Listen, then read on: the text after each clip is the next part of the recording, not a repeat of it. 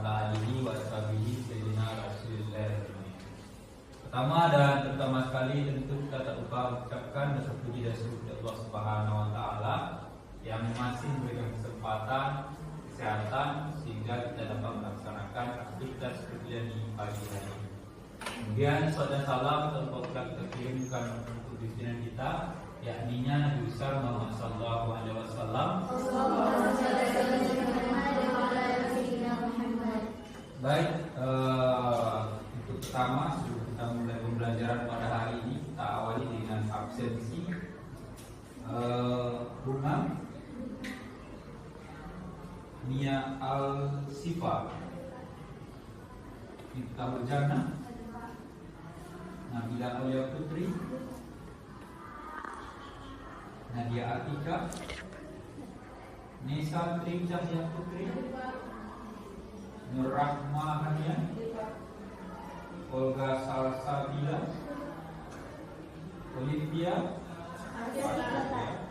Iki Humaira, Putri Ramadhani, Putri Restita,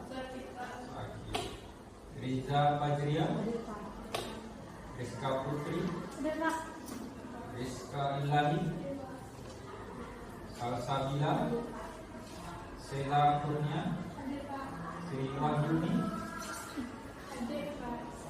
Saisa Anissa Putri.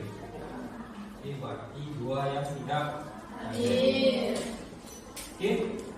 Untuk menyambung materi kita yang minggu sebelumnya, sekarang akan kita lanjutkan dengan materi Umayyah. Pertama yang harus pahami ini adalah bahwa dinasti Umayyah ini tentu kita tidak bisa lepaskan dari dinasti Khulafaur Rasyidin sebelumnya. Kenapa demikian? Karena dalam sejarah itu bahwa segala sesuatu itu dia menyambung antara satu dengan yang lain. Kalau misalnya dalam sejarah itu tidak menyambung atau terputus, maka susah untuk menjelaskan itu sendiri. Kita lihat Umayyah itu, kalau kita lihat kepada siapa Umayyah itu disebutkan, itu adalah kepada Umayyah itu sendiri. Kalau kita misalnya tarik dari kesimpulan, kita samakan dengan Nabi Muhammad, Umayyah itu garis keturunannya itu adalah di atas kakek dari Nabi Muhammad itu sendiri. Jadi kalau kita misalnya kita samakan itu dia di atas kakek dari Nabi Muhammad. Kenapa misalnya kita nisbatkan kepada Umayyah? Karena kalau kita bicara tentang kepemimpinan, ternyata masalah kekuasaan ini bukan hanya terjadi pada Muawiyah bin Abi Sufyan itu sendiri, tapi pada Muawiyah itu sendiri ternyata sudah ada. Walaupun pada Arab Islam itu tidak ada sistem kepemimpinan secara politik, tetapi masalah pengurus Ka'bah itu ada. Pada masa itu yang dipercayakan adalah kakek dari Nabi Muhammad, ayah dari kakek Nabi Muhammad itu adalah Hasyim sendiri. Ketika dia memimpin, Muawiyah ini memang secara kategori dia memberi kategori, tapi masyarakat ketika itu tidak mau. Tapi bagaimanapun ketika itu Muawiyah memaksakan kehendaknya. Akhirnya dia dibuang selama 10 tahun dari kota Mekah. Kemudian setelah Muawiyah, rasa ingin berkuasa itu tidak hanya terjadi di situ saja. Kemudian dilanjutkan oleh anaknya Hak. Itu adalah ketika kakek dari Nabi Muhammad menjadi pimpinan kota Mekah ketika itu, akhirnya dia mengalami hal yang sama, itu dibuang selama 10 tahun. Kemudian ketika Nabi Muhammad diangkat menjadi Nabi dan Rasul, secara garis besar orang-orang Muawiyah ini tidak mau mengakui Nabi Muhammad itu sebagai Nabi dan Rasul. Ya, secara garis besar hanya 2 orang. Sebelum Fathul Mekah itu orang-orang Muawiyah ini masuk Islam. Tapi setelah Fathul Mekah, secara garis besar semuanya orang-orang ini masuk kepada agama Islam sendiri. Mungkin kita lihat kapan dinasti Umayyah itu berdiri secara tertulis atau secara real. Itu adalah 41 Hijriah atau 611 Masehi. akibat diberikan atau kesepakatan antara Hasan dengan Muawiyah itu sendiri. Ada beberapa kesepakatan Hasan itu memberikan kekuasaan. Ada 3. Yang pertama adalah Muawiyah itu nanti setelah dia diberikan kekuasaan oleh Hasan, kemudian habis masa jabatannya, diberikan lagi kepada masyarakat umum seperti masa-masa sebelumnya. Yang kedua apa? Karena Hasan tidak mau orang-orang memburuk-burukkan nama keluarga Ali, ya, jadi katakan tidak ada lagi diberikan. Kemudian yang ketiga, memberikan beberapa uang tebusan kepada keluarga Ali sekitar 50 dirham ketika itu. Jadi atas kesepakatan itulah akhirnya Muawiyah resmi mendapatkan jabatan sebagai khalifah. Tetapi kenapa Hasan memberikan jabatan? Yang kedua adalah Hasan itu memberikan jabatan bukan karena dia takut, tetapi dia tidak mau Islam itu berpecah atau tidak mau konflik Islam itu terjadi dari waktu ke waktu secara lama. Maka itulah dasarnya Hasan itu memberikan kekuasaan kepada Muawiyah. Pemerintahan pada Muawiyah ini berbeda, ya, berbeda dengan pemerintahan sebelumnya. Kita lihat, kalau masa-masa sebelumnya sistem pemerintahan itu adalah sistem demokrasi, maka pada Muawiyah bahwa sistem pemerintahan adalah monarki. Monarki ini terjadi bukan di awal berdirinya dinasti Bani Umayyah, ya, jadi bukan di awal berdirinya dinasti Bani Umayyah.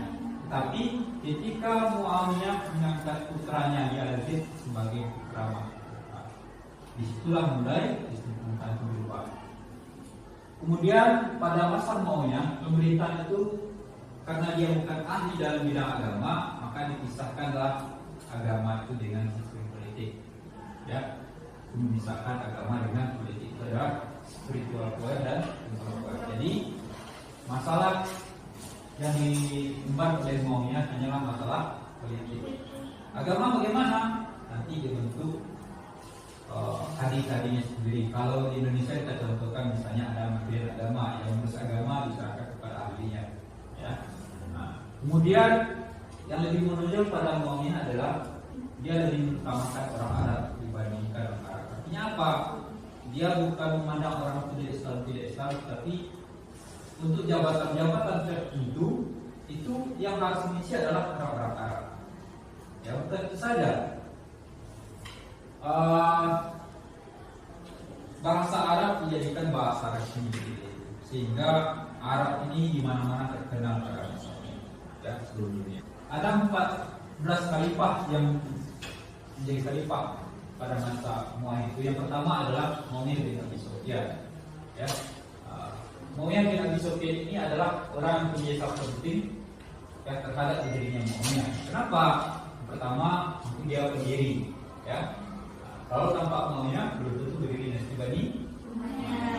Kemudian ternyata dia walaupun masuk Islam di akhir, ternyata dia termasuk kepada orang yang penulis wahyu dipercayakan oleh Nabi. Kenapa?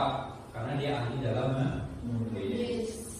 Kemudian dia juga banyak melakukan sulasa wilayah. Bahkan sebelum berdirinya dinasti Muawiyah, dia sudah mendirikan angkatan laut. Jadi angkatan laut yang berdiri pada masa Utsman itu didirikan oleh Muawiyah, ya. Kemudian pembuatan stempel, pos kuda. Nah, kemudian langkah strategis politik dari Muawiyah adalah ini: memindahkan pusat pemerintahan ke Damaskus. Kenapa? Karena di Madinah ini penduduknya tidak seberapa.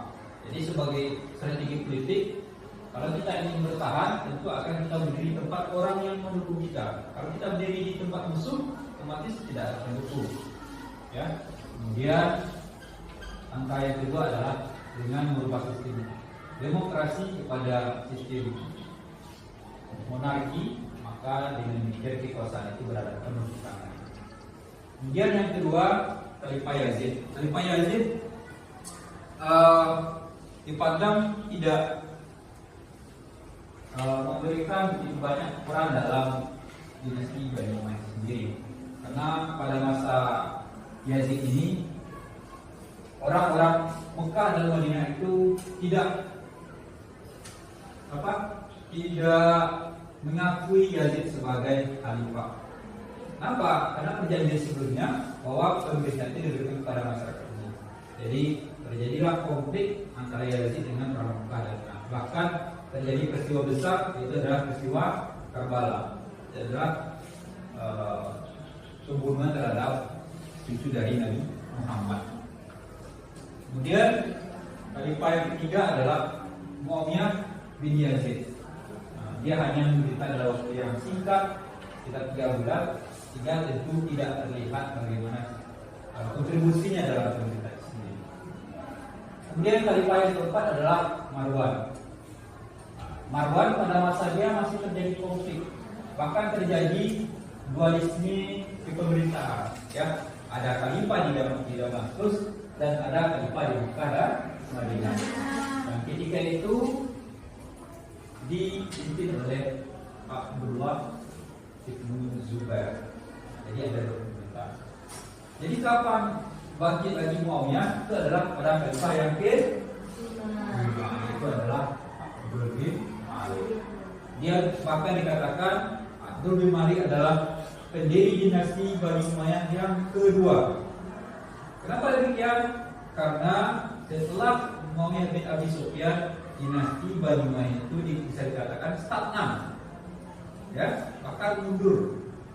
Ketika masa Abdul bin Malik ini, dia mampu menyelesaikan semua konflik, ya.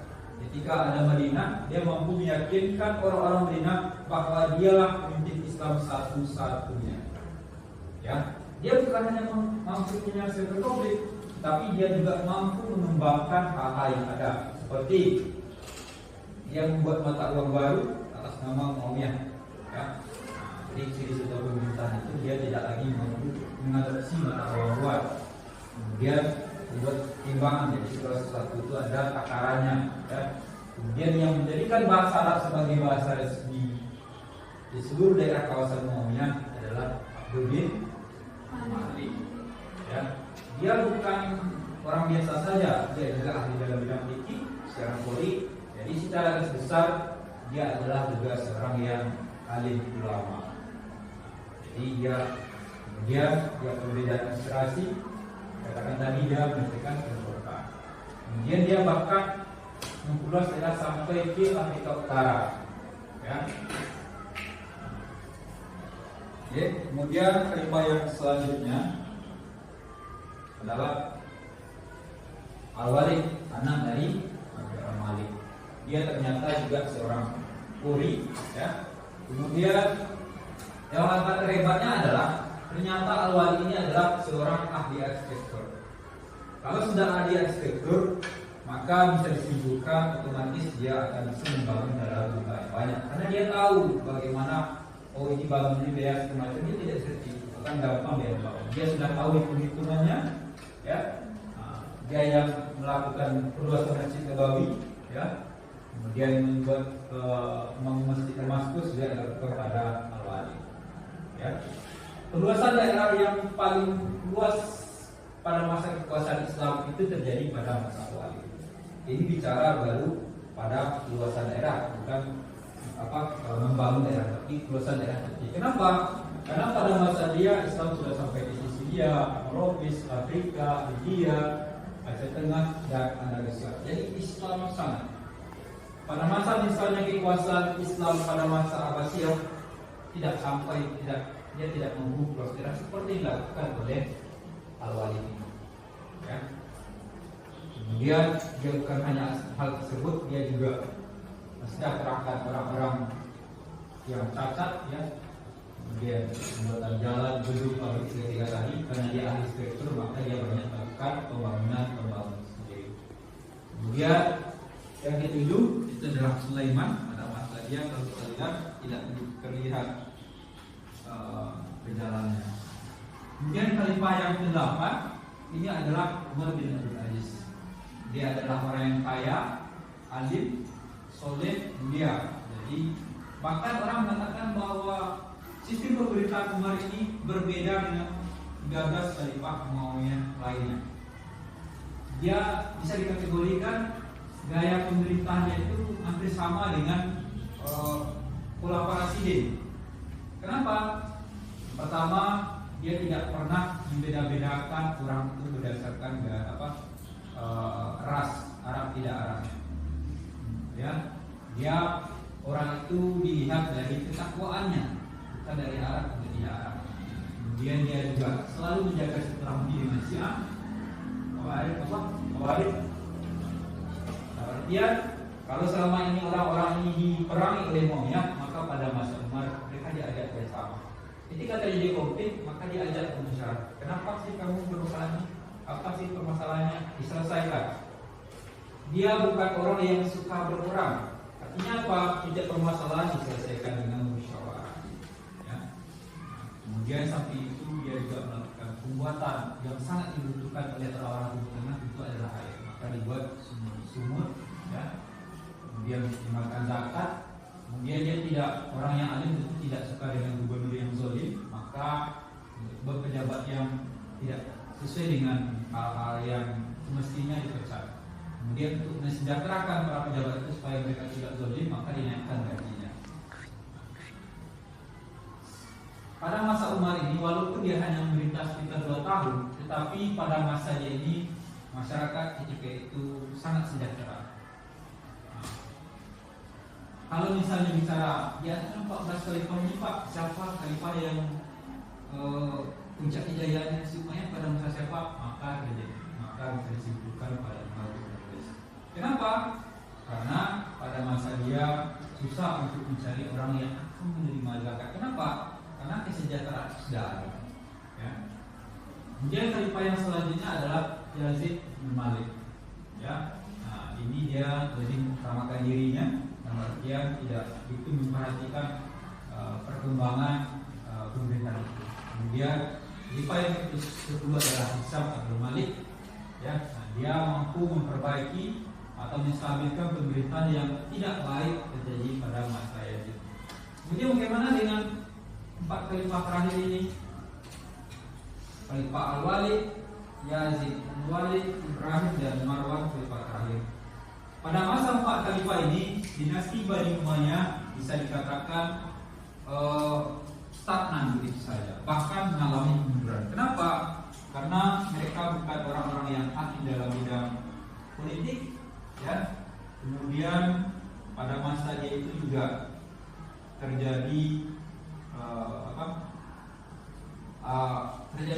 ada yang terjadi perebutan kekuasaan antara khalifah satu dengan khalifah yang lain. Jadi bisa dikatakan bahwa tidak terjadi perkembangan yang signifikan. Bahkan jangankan untuk berkembang, terjadi perebutan kekuasaan di antara khalifah satu dengan khalifah yang lain. Kita lihat satu masyarakat dalam bidang beberapa unsur. Dalam segi politik, Muawiyah orang yang ahli dalam bidang politik, sehingga dia mampu mengambil kekuasaan yang dia inginkan dengan trik dia sendiri. Itu juga dari kehebatan politiknya, dia juga mampu memperluas daerah yang begitu luas hanya dalam waktu singkat. Dari segi ekonomi, perdagang ketika itu dikuasai oleh Muawiyah. Jadi perdagang dunia ketika itu dikuasai oleh Muawiyah. Kemudian perkembangan pertanian, industri, dan pembuatan mata uang. Kemudian dari segi ekonomi, dia menata hal-hal ini untuk mengembangkan ekologi Muawiyah, ya, sehingga terjadi perkembangan besar. Dari segi sosial, bukan hanya masalah membedakan Arab dan Arab, tapi di samping dia menaikkan kelas orang-orang Arab, tetapi dia tetap peduli secara sosial orang-orang yang memang membutuhkan, seperti orang cacat dan lain sebagainya. Kemudian yang menjadikan bahasa Arab sebagai bahasa resmi di seluruh dunia ketika itu adalah yang daerah kawasan Muawiyah adalah terjadi pada masa Muawiyah, yang mengakibatkan bahasa Arab berkembang di seluruh dunia sampai ke Indonesia itu sendiri, ya, itu adalah akibat dari Muawiyah sendiri, ya, pembangunan infrastruktur. Kemudian kunci awal dari perluasan daerah yang disulut oleh Umayyah adalah wajib militer. Ya, dengan wajib militer makanya Umayyah itu bisa memperluas daerah hanya dalam waktu singkat. Daerah itu terjadi perluasan daerah yang seluas-luas. Ya. Kemudian kita lihat di antara 14 khalifah, maka yang agak menonjol adalah Umar bin Khattab. Maka kita lihat bagaimana seorang Umar bin Khattab. Pertama, dia tidak pernah membeda-bedakan orang berdasarkan ras, berdasarkan suku, berdasarkan harta, tapi dia melihat orang itu hanya dari ketakwaannya. Ya, jadi orang itu tidak bisa dibedakan di harta. Ya. Kemudian dia orang yang adil, tidak membedakan apakah orang Arab kah, apakah orang Syiah kah, Khawarij kah, atau orang lain, tidak. Dia sama bagi dia. Kemudian dia adalah orang yang kaya, tetapi setelah dia menjadi khalifah, dia hidup sangat sederhana. Ya. Kemudian dia orang yang adil, jujur, bersih. Ya. Kemudian dia juga orang yang merakyat, mengutamakan rakyat dibandingkan dirinya sendiri. Ya. Dia lebih utamakan pemerintahan dari diri. Oke, Pak Kira itu pada hari diskusi kita pada materi pada hari ini. Ada yang bertanya, silakan kita memahami. Silakan sebutkan namanya.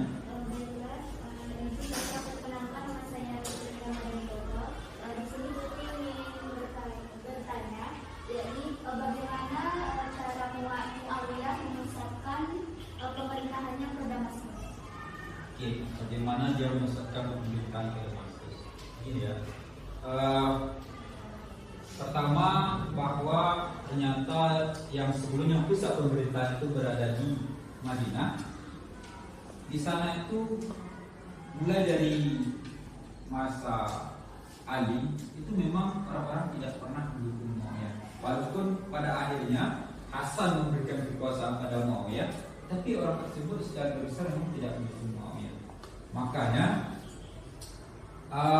kenapa dipindahkan ke Damaskus itu tidak terlepas memang dari Muawiyah memandang bahwa ketika masih dia tetap berada di Madinah, maka apa yang akan direncanakannya, apa yang akan dilakukannya, maka tidak tepat. Kemudian lagi, silakan. Satu lagi, ya. Saya seperti biasanya Pak izin bertanya, itu tadi kan ada khalifah yang saat terakhir itu kan mengalami kemunduran di era mereka, Pak. Nah, bagaimana kan sudah mengalami kemunduran, bagaimana mereka bisa menjadi khalifah, Pak? Apakah karena waktu keturunan atau bagaimana? Oke. Kenapa walaupun mereka bukan orang yang tepat, kenapa mereka bisa diubah, gitu kan? Kita kembali kepada topik Umayyah. Umayyah sistem pemerintahan Arab monarki. Monarki itu gimana? Garis keturunan. Jadi dengan demikian, karena memang tidak ada yang terbaik, maka tentu dia mengambil yang baik dari yang jelek. Maka itulah yang membuat mereka memang tidak ahli dalam bidang agama, mereka tidak ahli dalam bidang pemerintahan, atau tidak mau mereka diambil. Kemudian bukan hanya itu saja yang menjadi faktor mendorong kemunduran, karena terjadi konflik di antara sesama mereka, tidak saling mendukung. Sebenarnya khalifah itu walaupun jelek, tapi kalau yang mendukungnya itu semuanya support orang baik, maka akan terjadi berkembang. Jadi sebenarnya yang menjadi kelemahan adalah konflik sesama mereka. Ya, oke. Ada lagi? Oke, kalau tidak ada, Pak Kira untuk hari ini kita akhiri saja dengan baca hamdalah.